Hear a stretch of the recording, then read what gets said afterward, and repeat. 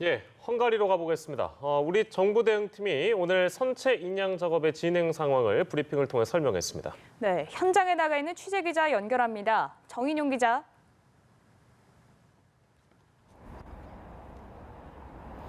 네, 그렇습니다.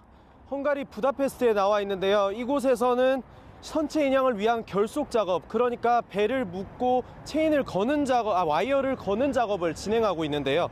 헝가리 당국은 선체에 와이어를 감는 작업을 오늘까지 마치는 것을 목표로 오늘 아침 5시부터 수중으로 들어갔다고 합니다. 앞서 어제는 예비 와이어 하나를 선체 뒤쪽에 설치하는 걸 완료했다고 우리 정부 대응팀이 밝혔는데요. 또 침몰 선박이 흔들리지 않도록 선체 뒤쪽, 추진기 등을 대형 포크레인과 연결해서 고정시키는 작업도 마쳤다고 덧붙였습니다. 특히 헝가리 당국은 당초 와이어를 선체 2곳에 걸기로 했는데 어제 3곳, 오늘은 4곳으로 늘리기로 했습니다. 실종자 유실을 방지하려면 들어올릴 때 선체의 균형을 더 정밀하게 맞춰야 한다는 판단입니다. 우리 정부 대응팀은 오늘 헝가리 당국에서 유실 방지망 설치를 이어가고 있으며 최대한 내일까지는 끝낼 계획이라고 설명했습니다.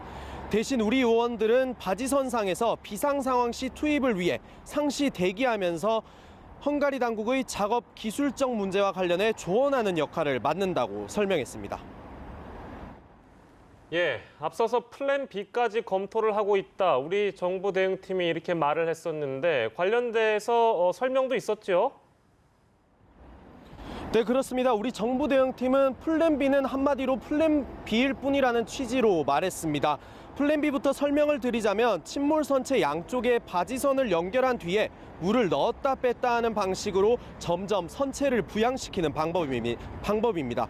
하지만 정부 대응팀은 실제 플랜 B를 준비하려고 하면 유실 선박이 흔들릴 수도 있고 물을 넣었다 뺐다 하기 때문에 시간도 많이 걸린다고 말했는데요.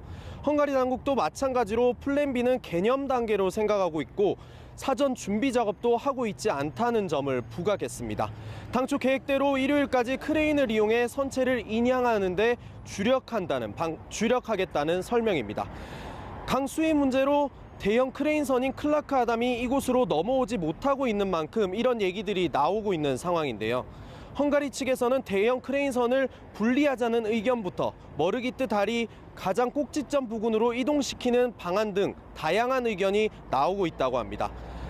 한편 수상수색과 관련해선 오늘도 헬기 수색과 선박을 투입하는 수색을 이어가되 한국에서 들여온 공중수색 드론을 운영해 발견 가능성이 높은 지역을 중심으로 수색할 방침이라고 설명했습니다. 네, 유람선 사고 실종자 수색 관련 소식도 궁금합니다. 좀 진전이 있습니까? 네, 그렇습니다. 어제도 시신 3구가 수습됐고 이 가운데 2구가 한국인 실종자로 최종 확인됐습니다.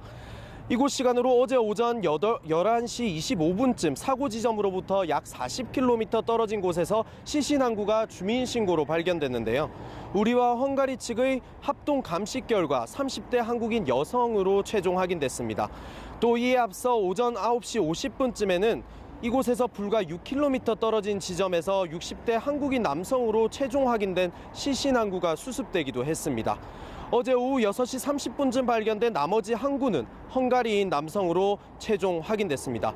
이제 실종자는 모두 8명이 남게 됐습니다. 지금까지 헝가리 부다페스트에서 연합뉴스TV 정인용입니다.